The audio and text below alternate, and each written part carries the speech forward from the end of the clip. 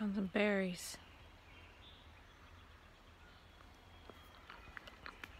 Hopefully they're not poisonous.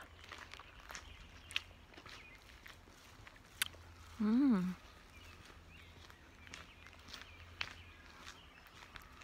out doing a nice long walk.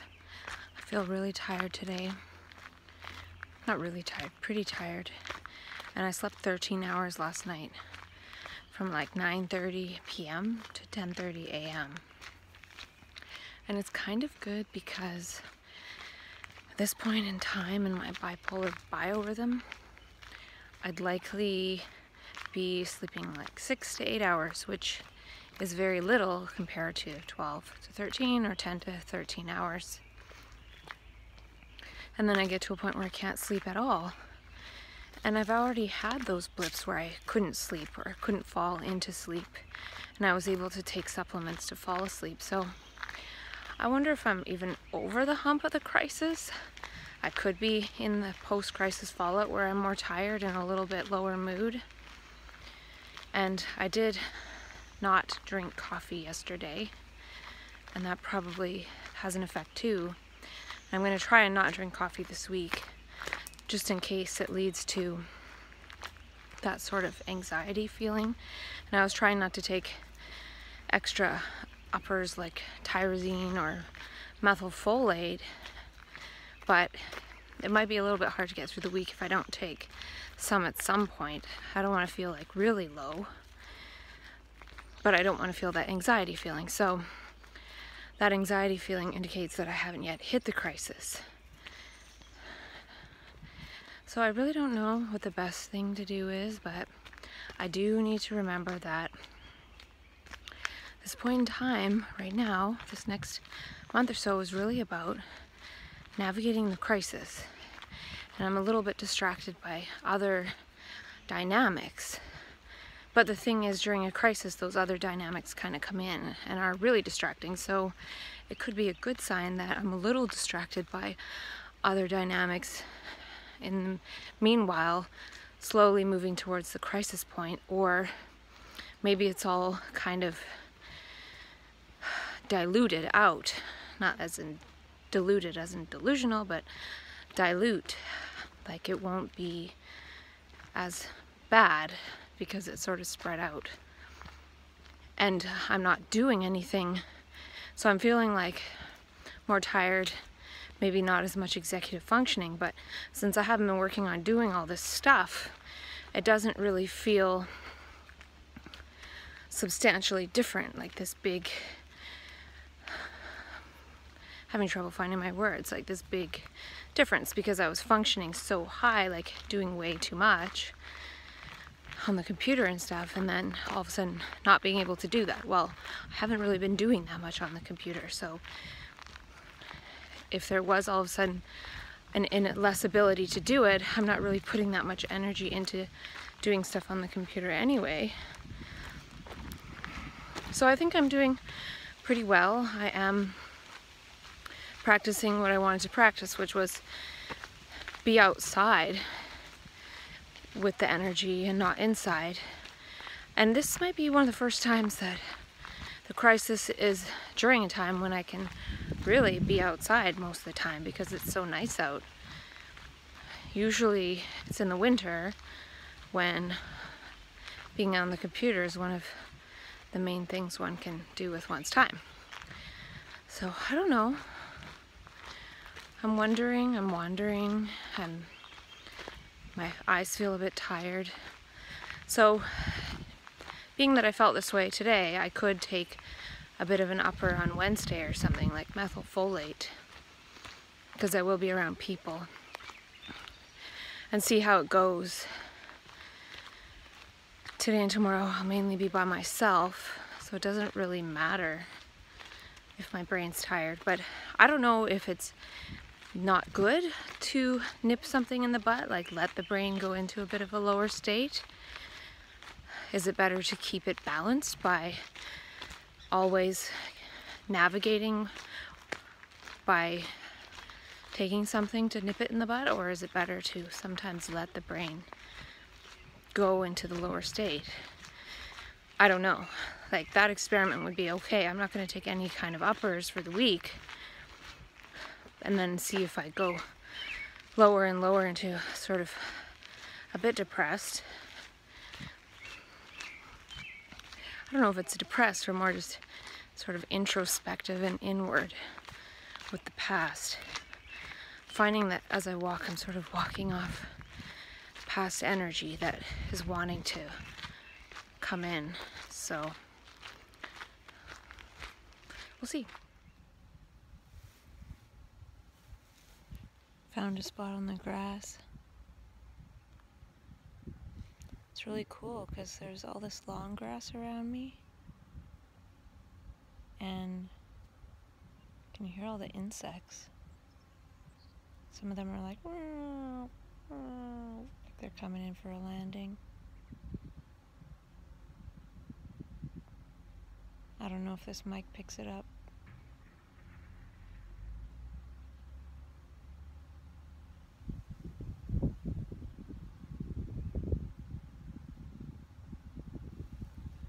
It's cool.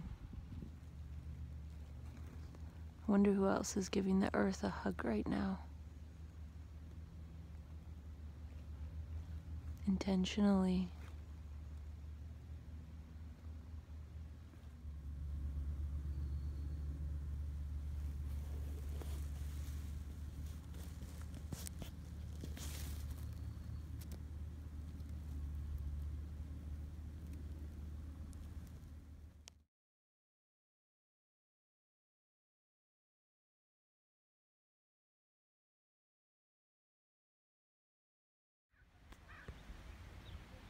There is someone else hugging the earth.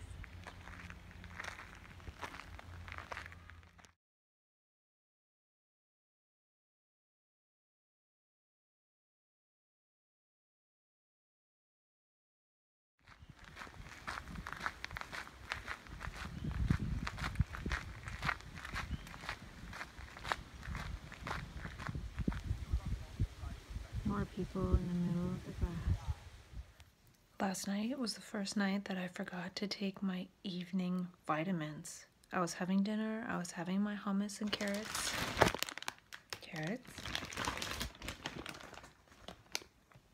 Hummus. And I totally forgot about my evening vitamins. And I didn't remember until around 8:30 when I was so tired that I just wanted to go to sleep. So I took my sleep vitamins and went to sleep. So tonight I am remembering to take my evening supplements and vitamins and just making note of the forgetfulness, because that's something I've done every day for months, like since December 1st, and it's almost June 1st. And so to forget about that is an indication of forgetfulness. So this is when I need to be a little bit more intentional and remember the basics like eating, sleeping, taking the supplements I'm taking, and getting myself to sanctuary. And that's all I really need to concern myself with for the most part. Time for a bit of a walk in the park. Yesterday I did 16,000 steps. That was my third highest day in the month of May. And I won't get that many today, but I want to do a couple laps of this trail. And yesterday was interesting because I was at the park and I was sort of pondering this interaction that I was going to have and wondering if it will go one of two ways, and thinking that I could carry a certain perspective to the conversation and make it go one way, or carry a certain perspective and make it go the other way in a more positive direction.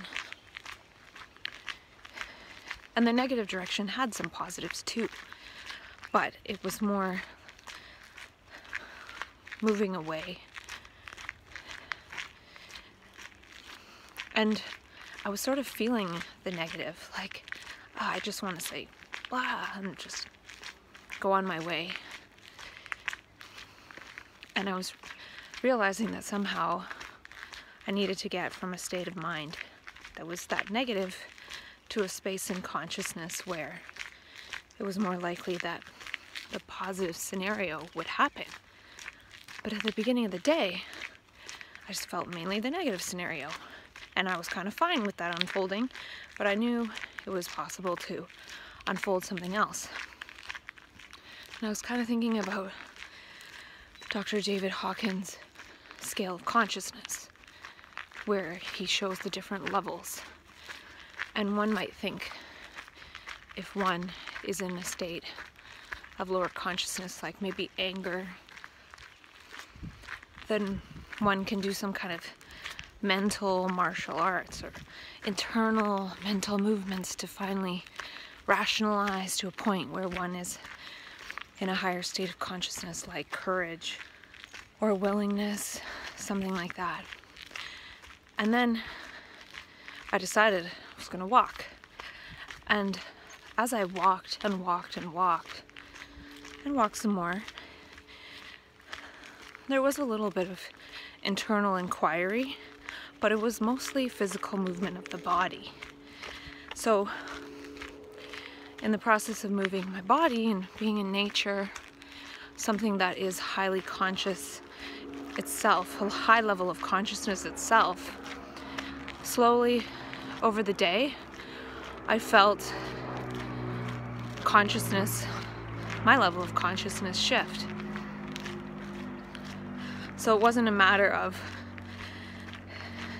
trying to think my way through it or something like that, but it was a matter of moving, walking.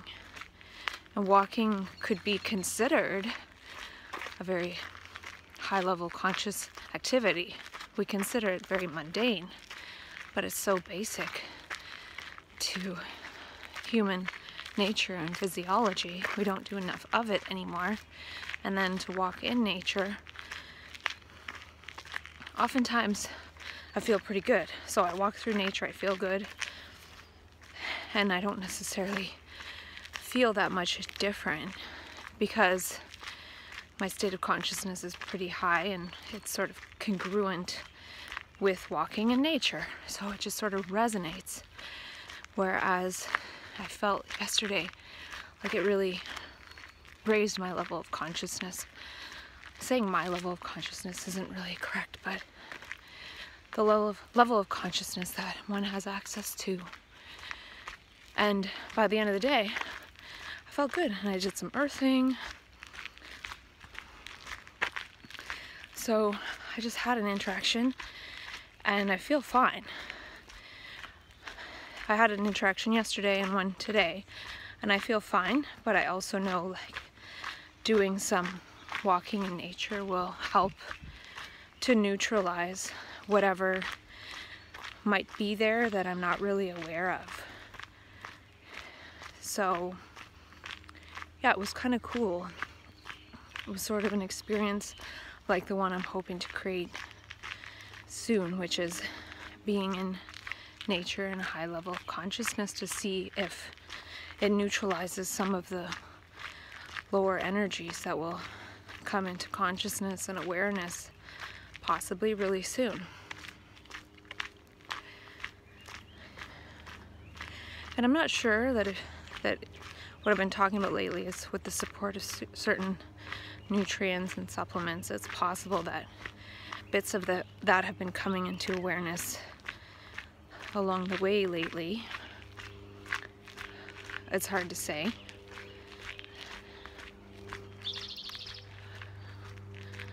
I don't know, but I'm feeling pretty strong, but this feeling of feeling strong could be a sign of impending doom. But at the same time, I do realize that I haven't put energy into creating some kind of big plan, some kind of big pattern, which will only implode and fall apart. You never look at the same string twice. If that's true, how is it that we get bored?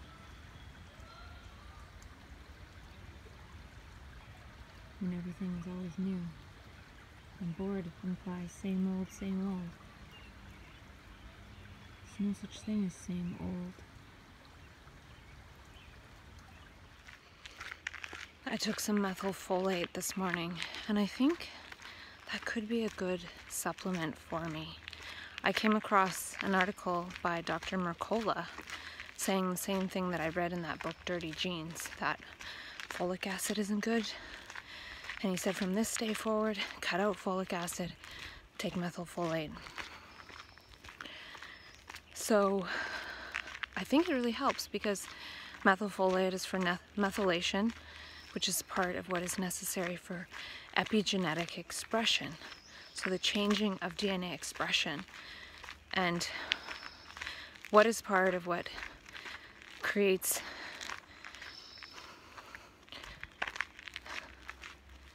what am I trying to say here? What I'm trying to say is that it's possible that the equivalent of seeing at the DNA level or adjusting to what we see,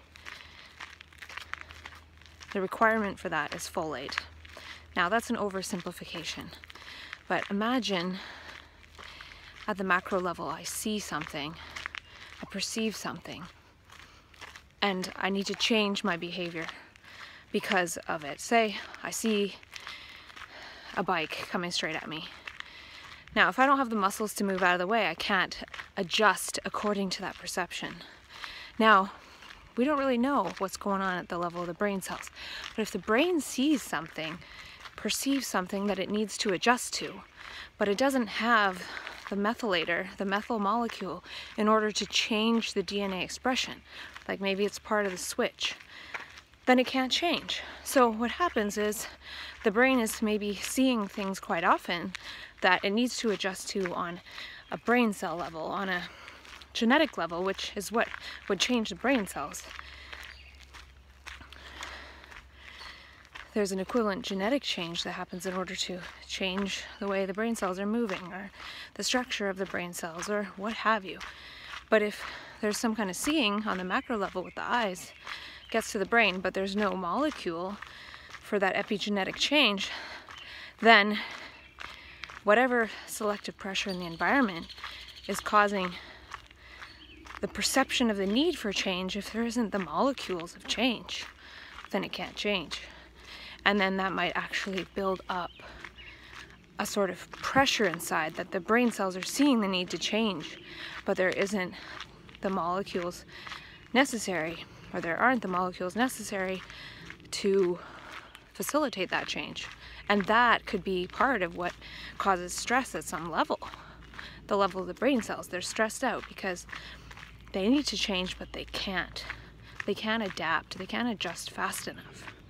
And it could be that, you know, the powers that be said, hey, folic acid messes up that process, let's stick it in all the grains and let's make people addicted to grains and sugar. Which, you know, then we're seeing things, but the brain cells can't change. So maybe this could be even part of why so often, you know, we in our thought process think, I need to change this, I need to change that. But if we don't have the methylfolate or the whatever for the brain cells to make the change, if our brain cells can't change, then how can our behaviors change? So that could be part of the conflict, you know?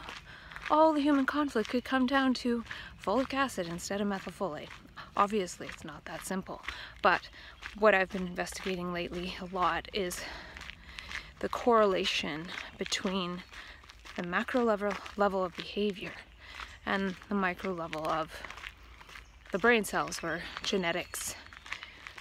And that's what they try to investigate in science, but oddly enough, a lot of the things they put out there as the mainstream information go counter to how we naturally work. And then, you know, there are the chemical companies with the solution to the fact that we're all messed up, when really it's partly the misinformation. Like, you know, not getting enough sunlight is a big problem.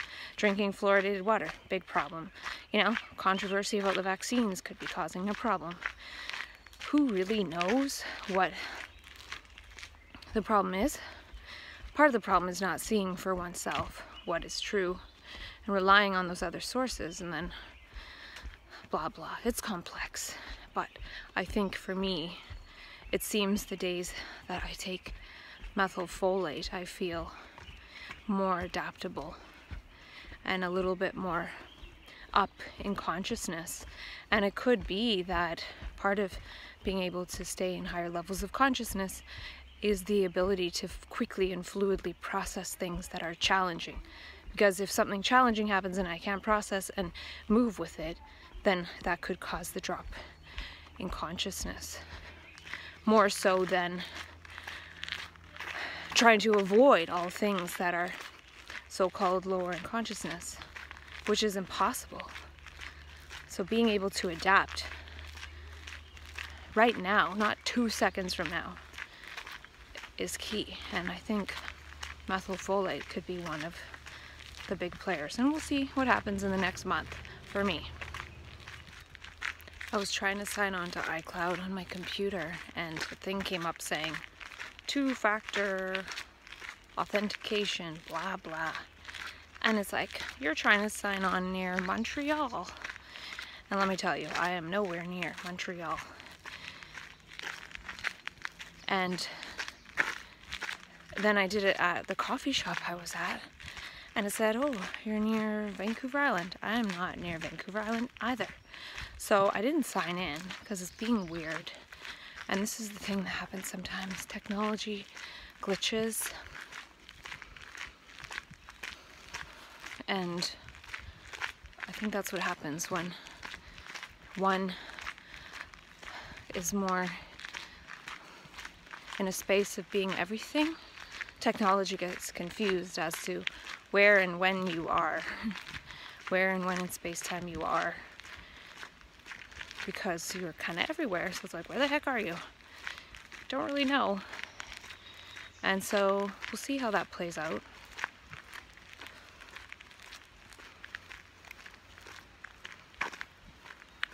I think it could be important to realize that sometimes technology gets confused.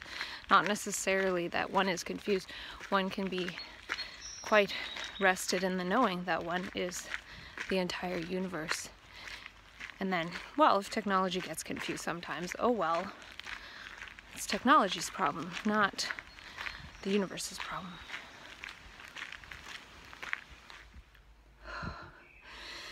I was talking about the urgency thing.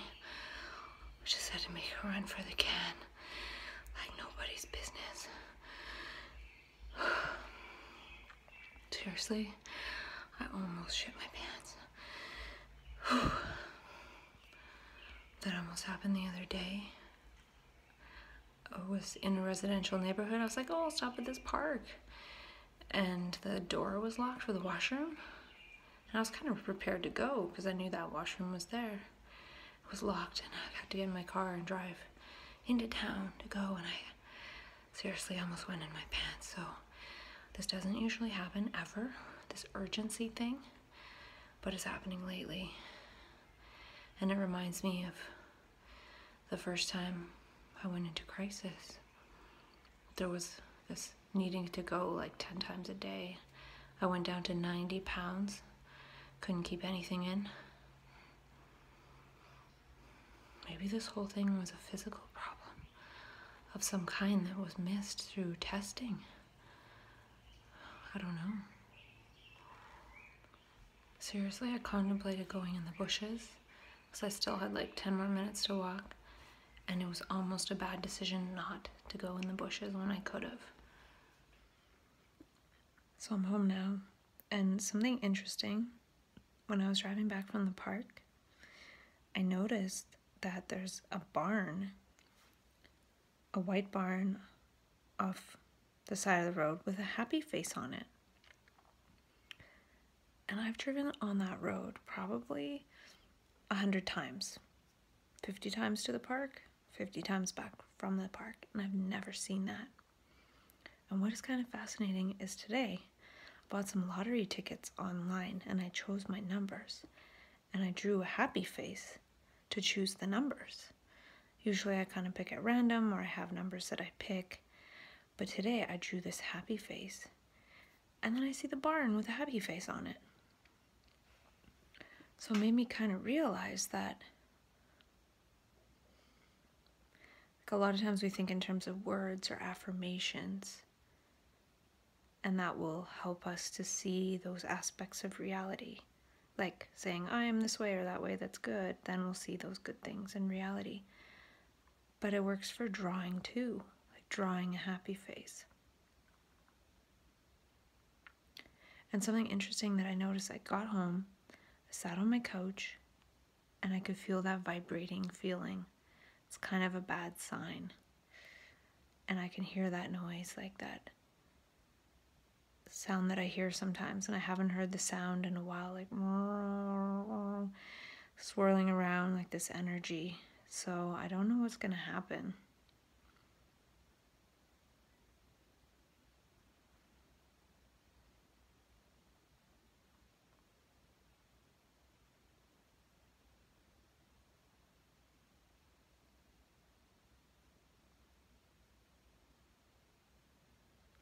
I'm not sure if I made a bad decision.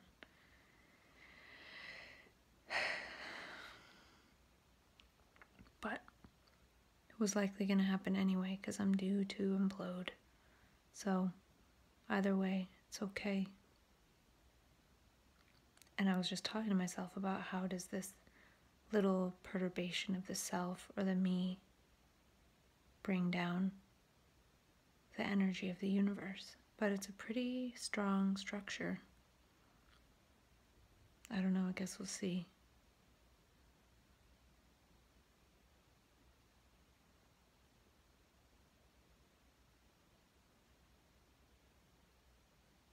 But maybe I can listen to the undifferentiated sound this time and feel the undifferentiated vibrations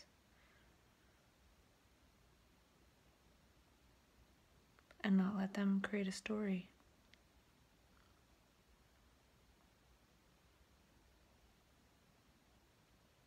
They might have more of an effect on my body,